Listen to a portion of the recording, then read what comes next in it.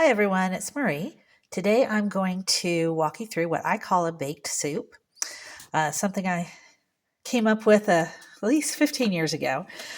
A combination between a soup and a casserole, but you bake it. So I've got some onions in here. I had chopped these up and put them in the freezer over a month ago because I wasn't going to get to the onions soon enough. Now it's about one large onion, maybe two medium onions worth. You just put however much you want in there.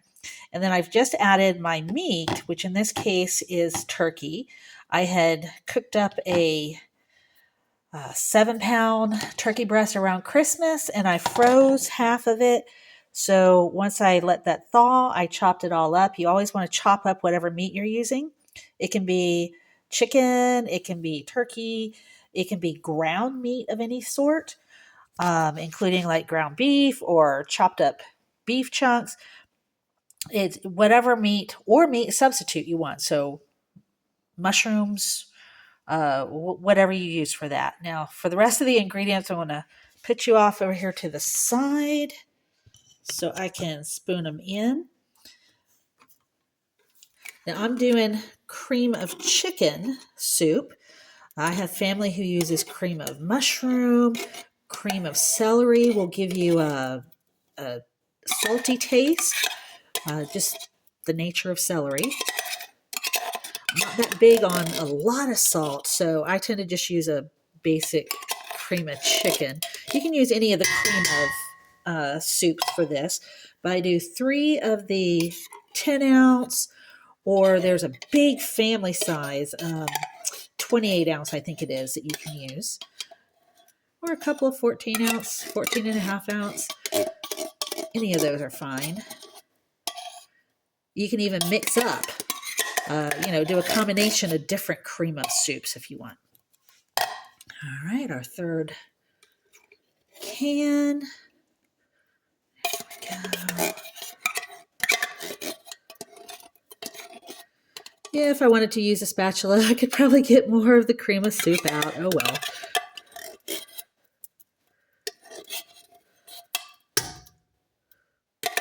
Do that. Okay. Now for the broth. In this case, I'm using chicken broth. You can use vegetable broth. If you're using a beef meat, then you can use beef broth with it, or the vegetable broth also. Let's get some of that. Okay, I can put this in one of the cans. All right. So I'm actually going to do something different than what I've done before. I'm going to test with the flavoring. I'm going to first stir all this up. Now the chunks of frozen onions are going to thaw as this cooks. I might as well go ahead and turn that on. About medium-high heat. Whether you're using electric or gas, it doesn't matter. I'll go ahead and let that start heating up now. So what I'm doing differently this time, try not to get my fingers in the way, is I'm using a packet of taco seasoning. McCormick is a really good brand. They tend to have none of the fillers that a lot of the other brands will add to their seasoning mixes. Normally I just do some pepper, like a half teaspoon or more in my case, some dash or 2 of cayenne pepper, dash or 2 of garlic, ground garlic, or garlic powder, sorry. So this time I'm going to try the taco seasoning. I had these sitting on my shelf and I realized they're about to expire soon. So I figured why not give it a try. Now once this starts to heat up, I can give it a test and see if I need to add anything more, like different seasoning. I'm really not sure how much black pepper might be in here. Black pepper is one of my favorites. I actually don't use taco seasoning for taco meat. It's just something we never did when I was growing up, and I tend to just cook the meat plain and put seasoning and stuff on it as I make each taco. So I'm not used to this.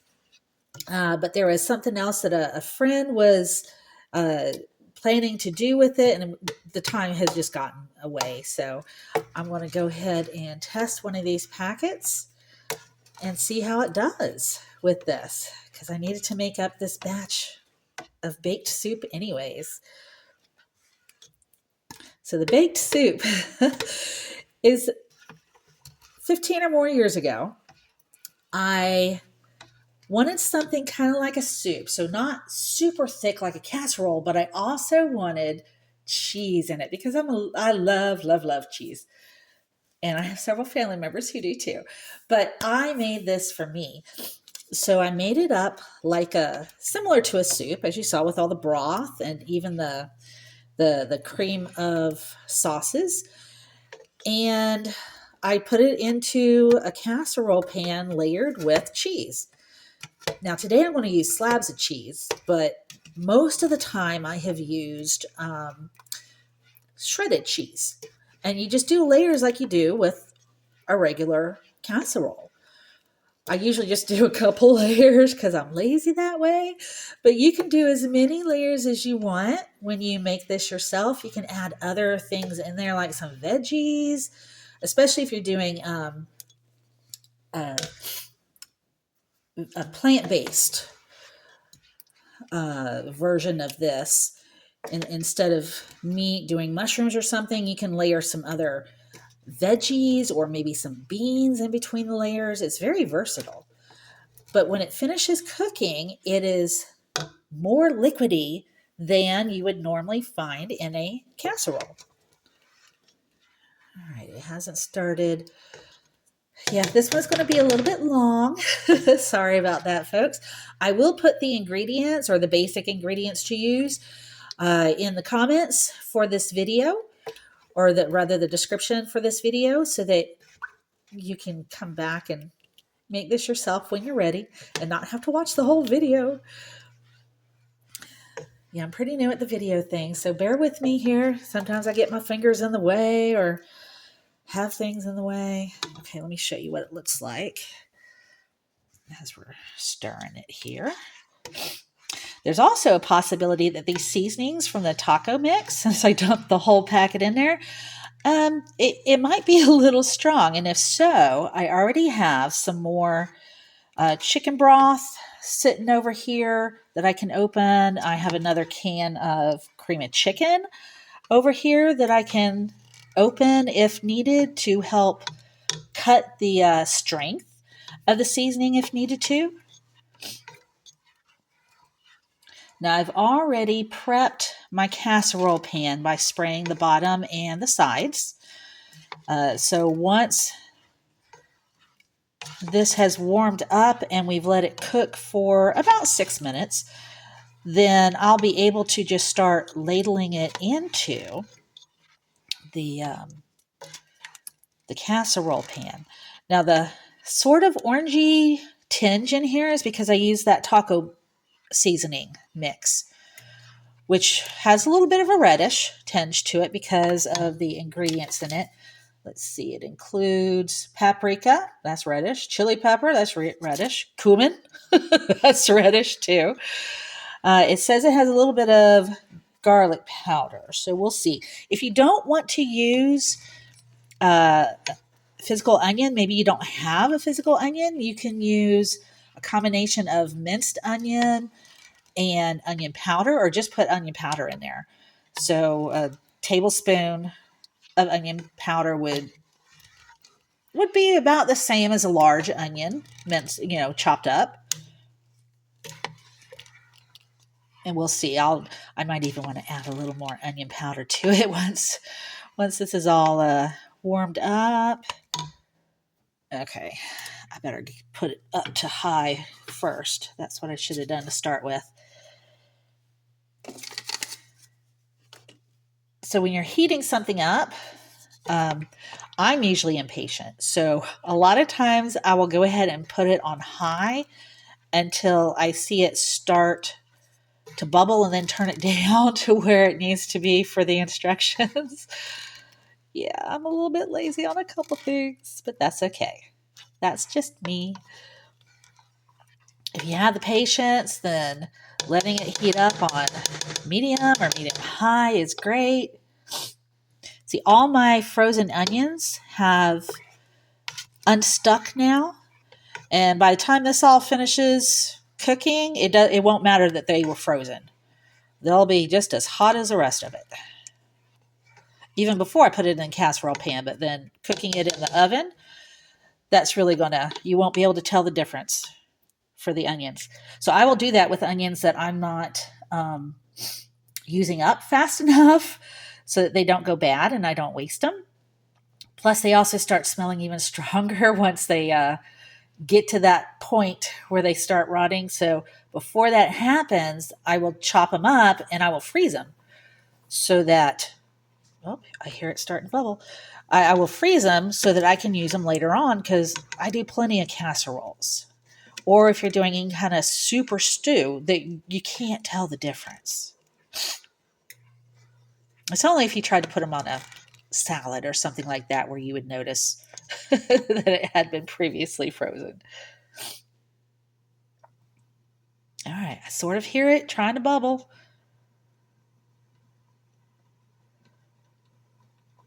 Yep. Okay, now I can turn it down to medium high because I hear it starting to bubble. So we will start with 6 minutes for cooking. And right now I'm just going to do this looking at the time on my range oven. So when it gets to 438, sometimes I've mentioned I'm impatient, haven't I? I won't stand here and stir it constantly most of the time. So I will a lot of times set a timer on the oven so that I don't forget all about it and come back to find it all burnt.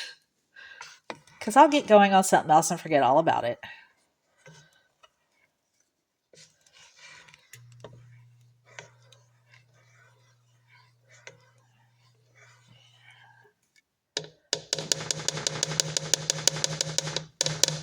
All right, I am going to take a taste. All right, let me grab another. Here we go. Grab another spoon I can use. Oh, here we go. I'm just going to rinse off.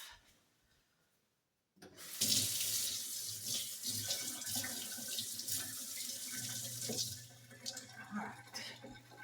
There we go. I simply rinsed off the spoon I used to pull out the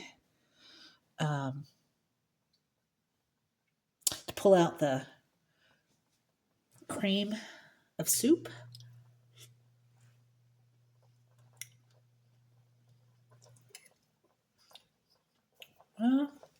Okay, so it's a different taste than I'm used to. There is not a problem with that because I will eat this whole thing up, no problem. All right, but I think what I'm going to do after.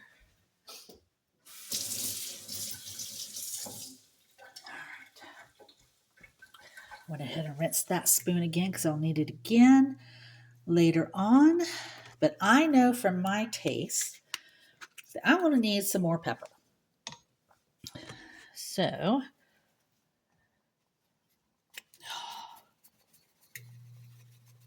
there we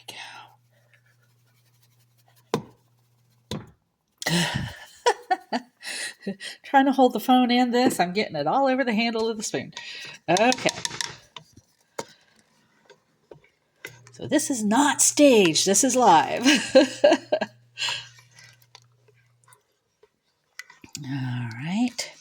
It also didn't seem to have too much of a kick, and I like a little kick. So I'm going to add a little more cayenne pepper.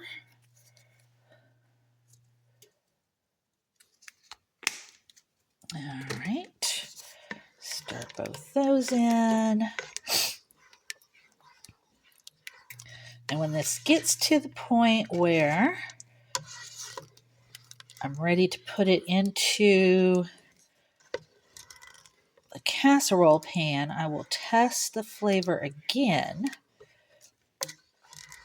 And you just you probably know what seasonings you use to either cook with, because you follow directions of a recipe, so you know which ones you frequently use and you like the taste of, or pepper and salt, what you put on at the table. You just add a little more in there until it tastes the way you want it to taste.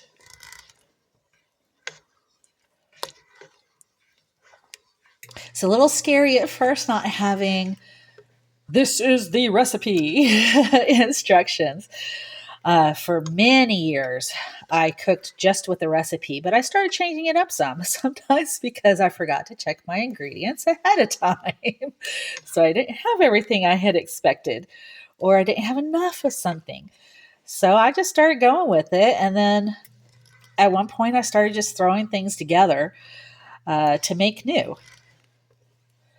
Something new. And it doesn't always work out great. That's not a problem for me. I'll go ahead and there have only been a couple things I've had to just throw out because they were so horrendous. But it's a learning lesson too, just like anything else in life. All right, we have about 1 more minute before this says it's ready for us to put in the casserole pan, or rather, since it's been like 6 minutes.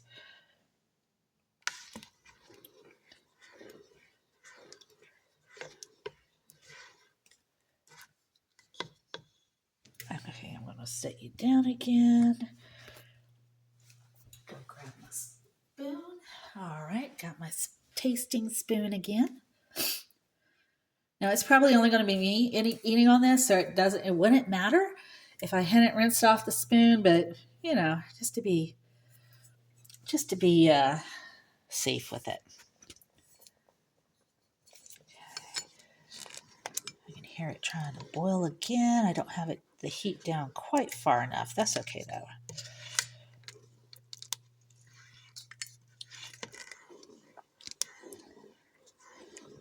One day I'll actually learn how to make my own cream of soup. That'll be interesting.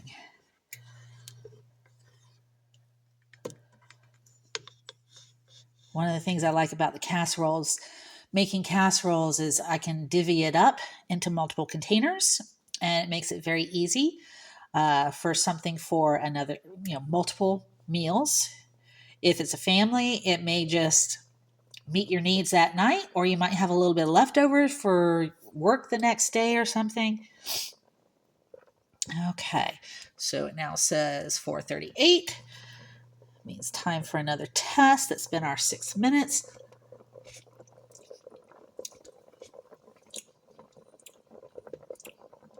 Okay, it's still a little different than I'm used to, but it would be since it's different seasonings. I don't think it's bad. So, okay, now comes the fun part of getting it into the casserole pan. Let's see how I can manage to show this. All right, move some things out of the way. All right, oops. Bear with me. Noises in the background. All right. How about if I do it like that? Oh, I ended up needing the lid of my pan. Okay. So I've learned to get close to my casserole pan. Otherwise, I'm going to make a huge mess everywhere.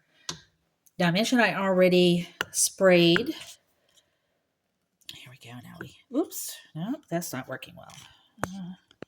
There we go. Okay. I already sprayed my casserole pan. You want to spray the bottoms and the sides. Spraying just the bottom is going to keep it from sticking to the bottom, but then the sides are going to stick on you. Oh, and that is such a pain. All right.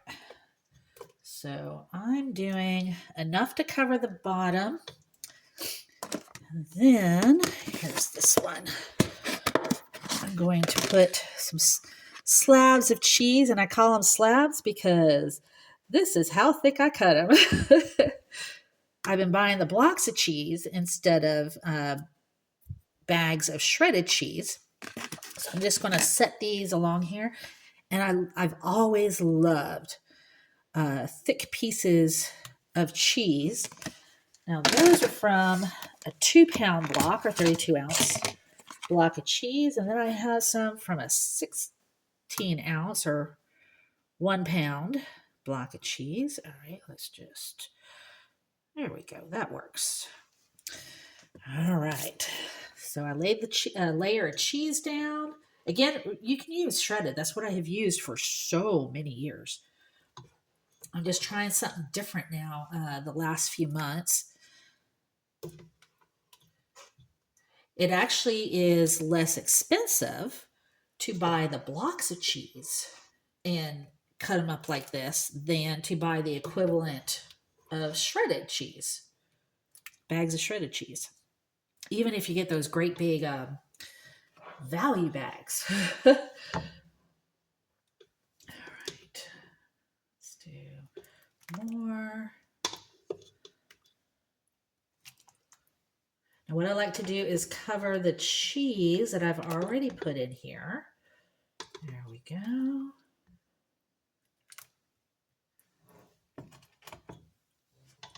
Now having the cheese is also going to change the flavor of the casserole. So the mixture that I already made up, the cheese will add to it. I'm using sharp cheddar cheese, or actually extra sharp. I don't remember now. It's one or the other. I like them both. I get the extra sharp when I can, but you can use any cheese that you enjoy eating. Let's see, is that long enough? That's long enough for that. And long enough for that.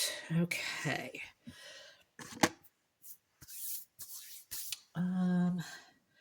Well, I have some room in the top here, so I'm going to add just a little more. Normally this would be it because I've added more in the bottom.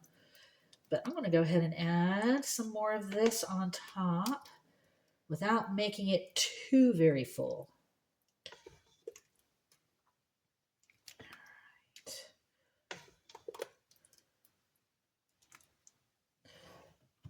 I know from past experience I have a little more here in the pot than what I need for one of my casserole pans, unless it's one of the oversized pans.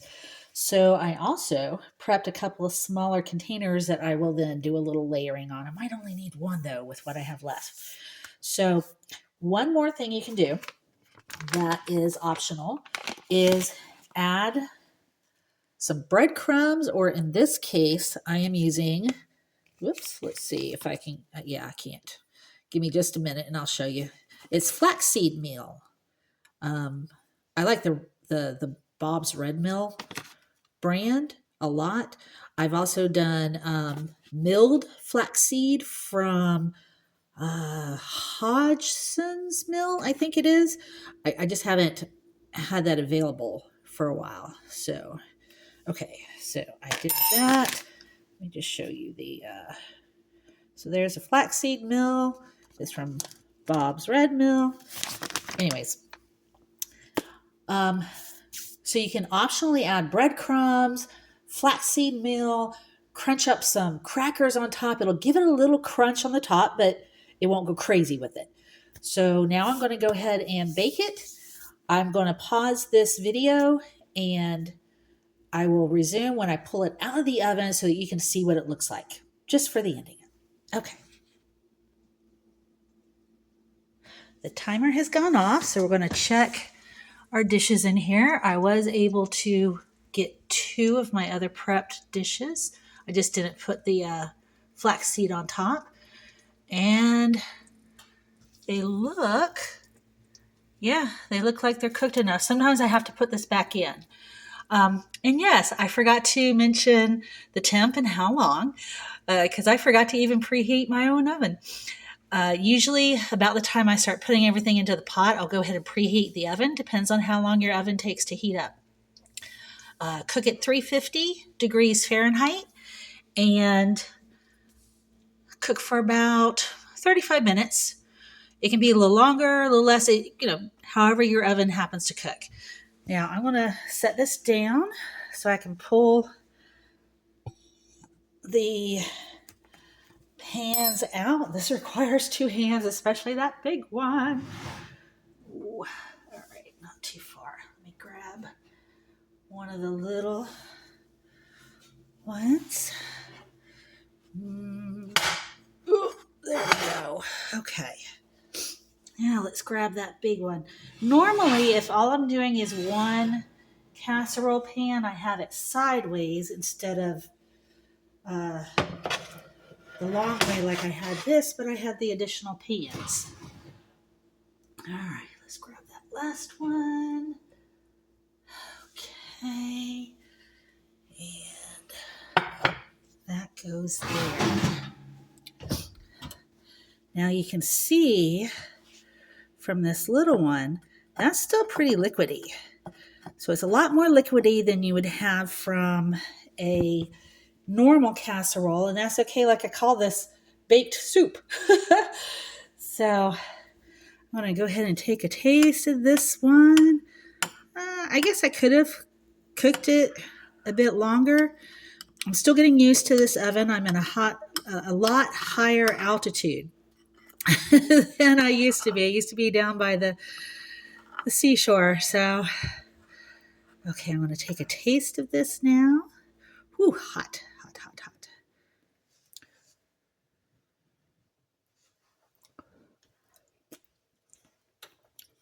Oh, that is tasting so yummy. Even though I had basically cooked it on the stove for a little bit, this extra bit of baking it makes a huge difference. I've seen that in the past before, and it really turned out great using the taco seasoning. And then I love pepper, so I added the pepper and some cayenne to it. Not as much as I normally would do for one of those batches, but wow, this turned out, oh my goodness, really yummy. It was smelling yummy for the last 5 or 10 minutes too. I got to take another taste. Oh my God. Yes, I'm about to eat this one that I've been tasting out of. Now I'm going to let the big pan cool for about 10 to 15 minutes. And then if I were serving to others or even just to myself, then it would be ready. The smaller pans don't require as much time sitting there, but they are going to still cook for a little bit while they're sitting out. So I'm actually going to let this one, it's going to be tough, but I'm going to let it sit here for at least 5 minutes, this little one, before I dive into it. So again, I'll have more instructions in the description. Thank you for going this whole time with me, and we will definitely be doing some more cooking later. Thanks. Bye.